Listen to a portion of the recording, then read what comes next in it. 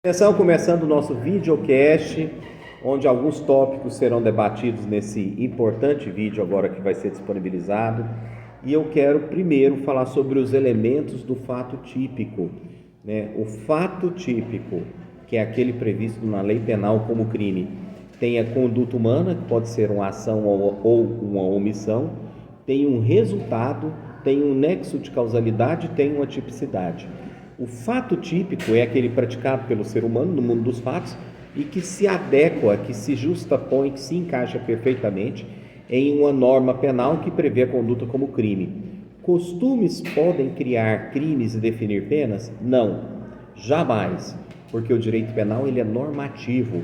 O seu caráter de normatividade impõe que somente a lei penal incriminadora, certa, determinada, precisa, pode criar figuras criminosas e definir penas. Costumes não criam crimes e também não criam penas. Os costumes têm uma fonte importante no direito penal, eles informam, eles orientam a elaboração da lei penal incriminadora. Por exemplo, o Congresso Nacional, quando vai debater uma norma penal, leva em consideração os costumes de um determinado povo, as tradições. Mas a fonte da punição é somente a lei penal incriminadora. E as fontes do direito penal? A fonte de produção é o Congresso Nacional. Isso nós já sabemos e foi muito debatido. Somente o Congresso Nacional brasileiro produz o direito penal, diferentemente dos Estados Unidos, que cada estado tem as suas regras penais próprias. E a fonte de conhecimento do direito penal é a própria lei penal, é o próprio texto da lei penal. Então você conhece através do texto do Código Penal e das leis penais incriminadoras, que são várias. Várias leis penais sempre são editadas ao passar dos anos, né, com os tempos. Então você conhece o direito penal através da sua fonte escrita, que é a lei penal, tá? O fato típico, né, tem como elementos uma conduta, um resultado, um nexo de causalidade e uma tipicidade. O que passa disso não está dentro dos elementos do fato típico. A conduta pode ser por ação ou omissão. A conduta por ação, também chamada de comissiva, ou seja, um agir, se manifesta através do verbo descrito no tipo penal. O verbo descreve a ação: matar, constranger, subtrair. O verbo descreve a ação. A ação pode ser dolosa ou a ação pode ser culposa. A ação criminal dolosa pressupõe o quê? Consciência e vontade para se praticar um crime. E a ação culposa, por imperícia, imprudência ou negligência. No dolo, o agente quer um resultado ou assume o risco de produzir um resultado. O dolo pode ser direto ou também chamado de dolo eventual. E a culpa tem como os elementos a imprudência, a imperícia ou a negligência. E a culpa, ou na culpa, o agente não quer o resultado, mas ele dá causa a um resultado. Entre não querer e dar causa tem uma diferença, uma distância muito grande no direito. O querer ou assumir o risco é dolo, o dar causa é culpa, certo? Até aí temos um conteúdo bastante profundo para ser estudado, tá? O direito penal leva em consideração o princípio da lesividade, ou seja, para que haja crime é necessário uma lesão ou um dano a um bem jurídico. O princípio da legalidade, não há crime sem lei anterior que o define, isso é uma questão muito óbvia. A intervenção mínima, e muitas vezes você tem uma conduta socialmente adequada, que também está dentro do direito penal, e o direito penal admite que certas condutas sejam adequadas e que excluem o crime. Por exemplo, 2 boxeadores estão em um ringue de boxe, dentro das regras do jogo de boxe, e um causa lesão ao outro, ou contra o outro para nocauteá-lo e ganhar a luta de boxe. Ele vai sair daquele momento ali do ringue direto para a delegacia? Não, porque ele agiu dentro das regras do jogo. Isso é o princípio da conduta socialmente adequada ou adequação social. Tudo isso orienta o direito penal, tá? São princípios que orientam, né? Não preocupem se eu estou falando rápido ou não, porque está sendo gravado e vai ser disponibilizado, né? Então esses princípios são muito importantes, também são chamados de princípios orientadores ou norteadores do direito penal. Tá? Pelo princípio da ofensividade, o crime sempre deve causar um dano, uma lesão, uma ofensa. Eu sempre digo que a palavra tem que exprimir alguma coisa. Dentro da palavra tem que haver algum conceito linguístico que te traz uma imagem. Princípio da ofensividade. A palavra traz um conceito óbvio. O direito penal tem que trazer um dano, uma lesão, uma ofensa a um bem jurídico. Por isso que o princípio da insignificância, também chamado de bagatela, exclui o crime. Porque uma vez existindo e comprovando-se que houve uma simples bagatela, não haverá tipicidade material, não haverá lesão, dano ao bem jurídico. Até aqui tudo bem. O princípio da legalidade não preciso repetir, né? Por tanto ter sido repetido. Não há crime sem lei anterior que o defina, não há pena sem prévia cominação legal. A lei penal pode retroagir? Depende. Se for de qualquer maneira mais benéfica, ela tem efeitos retroativos. Se for de qualquer maneira mais severa, ela jamais pode retroagir, pois uma lei penal posterior mais severa, ela é aplicada daquele momento que foi editada para frente, nunca para trás, nunca alcançando condutas praticadas anteriormente à sua vigência. Tá? No direito penal vigora o princípio sempre de aplicação da lei penal mais favorável. Não há crime sem lei anterior que defina, não há pena sem prévia cominação legal. Trata-se do princípio da legalidade e da anterioridade. Tá? O princípio da insignificância exclui a própria tipicidade da conduta, tá, gente? Falei isso, estou repetindo. Uma vez reconhecido, ou o juiz reconhecendo que houve insignificância, que é o caso, o fato não se considera sequer típico. Mas praticou furto, né? Normalmente ele é aplicado para crimes sem violência. Crimes com violência não aplica o princípio da insignificância, não. Porque não existe violência que seja insignificante. Tá? Isso é uma posição do Supremo. Não existe violência que seja insignificante. Normalmente é em crimes patrimoniais sem violência. Furto, receptação, apropriação indébita. Quando a lesão ao bem jurídico é tão mínima, é tão pequena, é tão desprezível perante o seu titular, que o juiz a considera insignificante e não caracteriza o crime. Tá? O que é 2 quilos de arroz para uma grande multinacional Carrefour? Nada. Tá? Me parece que tem uma lei penal no estado da Califórnia que diz que qualquer furto de até $100 é insignificante.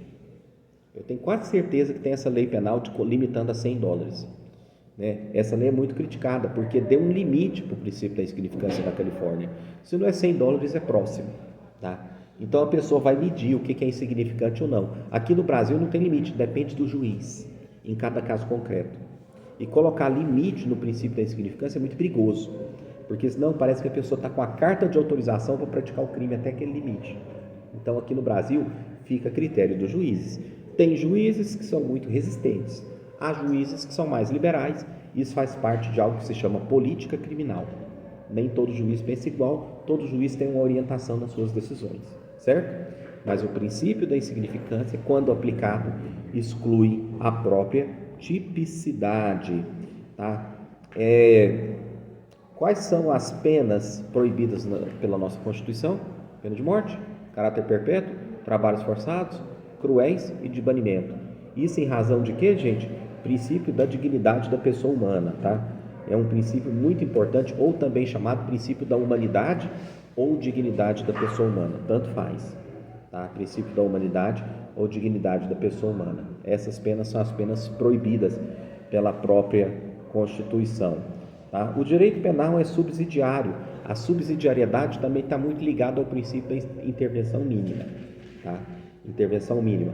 O direito penal somente intervém quando outros ramos do direito se mostram ineficazes e não conseguem resolver a questão posta. Sobre a questão da retroatividade e retroatividade, já falamos bastante. Tá? O princípio da insignificância exclui sempre a tipicidade material, porque não há lesão ao bem jurídico. Lei penal no tempo, retroatividade e irretroatividade foi bastante falado. E os menores de 18 anos, gente, eles são imputáveis ou inimputáveis? Tecnicamente, são considerados inimputáveis. Para os inimputáveis, aplica-se qual regra? O Estatuto da Criança e do Adolescente. Porque o direito penal, ou para o direito penal, a regra da imputabilidade com relação à idade é ter 18 anos completos. Incide o dia do aniversário? Incide. Mas a pessoa nasceu às 20h30, praticou o crime às 7 da manhã, não importa. A partir do primeiro segundo do dia do aniversário, ele já é considerado com 18 anos completos. Porque no direito penal você não conta fração de dia. O que é fração de dia? Hora. Você conta o dia todo. Então, no dia do aniversário de 18 anos, esse indivíduo já tem 18 anos completos. E ele é imputável. Um dia antes, ele é inimputável, certo? Territorialidade, aplica-se a lei penal em todo o território brasileiro, com aquelas exceções, né? Navios e aeronaves de natureza pública são território nacional por extensão onde quer que se encontrem. Essa regra você não aplica da mesma forma para navio de natureza privada, que se ele entra em outro país, aplica-se a lei do país de destino, são regras diferentes. E com relação aos crimes praticados contra o presidente da República, se for contra a vida ou a liberdade, onde ele estiver, aplica-se a lei brasileira. E se for crime praticado contra instituição pública do Brasil, onde estiver, aplica-se também a lei brasileira, tá? Mesmo que a revelia do sujeito, mesmo que ele não compareça no Brasil, mas o Brasil poderá condená-lo, tá? Isso está no direito penal, está como regra do Código Penal e também está dentro dos tratados e tratados internacionais. Com relação, está acabando, ao tempo do crime, o Código Penal adota a teoria da atividade e, basicamente, o lugar do crime, né, no direito penal internacional, aquela teoria da ubiquidade, lembra o que eu falei na sala de aula? Da carta bomba, da carta com drogas que vem da Argentina, destinada ao Brasil. Qual justiça poderá processar o indivíduo? A justiça brasileira ou a justiça argentina? Tanto faz, né? Teoria da ubiquidade, artigo 6º do Código Penal. Lembram disso? Toda a matéria, quer ver? Vamos lá, né? Ó, isso é o lugar do crime. Vamos lá, ó. Eu vi algumas pessoas falando assim, não lembro não. Vamos lá no Código Penal, ó. Código Penal. Se a gente for lá no artigo 6º, ó. Aqui, ó, artigo 6º. Ó. Lugar do crime. Considera-se praticado o crime no lugar em que ocorreu a ação ou omissão, no todo ou em parte, bem como onde se produziu ou deveria produzir-se o resultado. Esse artigo 6º é o que eu falei que se aplica para o direito penal internacional. Ou seja, uma pessoa que inicia a prática de um crime na Europa e termina no Brasil. Quem pode processá-lo? Tanto faz. Público do Fundão está pedindo o quê? Um beijo para o público do Fundão. Um beijo para vocês.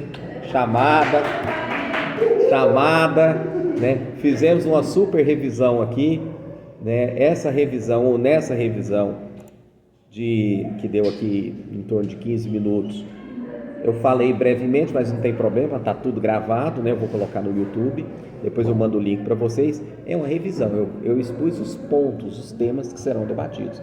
Agora, o aprofundamento é em casa. Eu espero que vocês tenham uma ótima semana de estudos e que tenhamos uma excelente VA, beleza?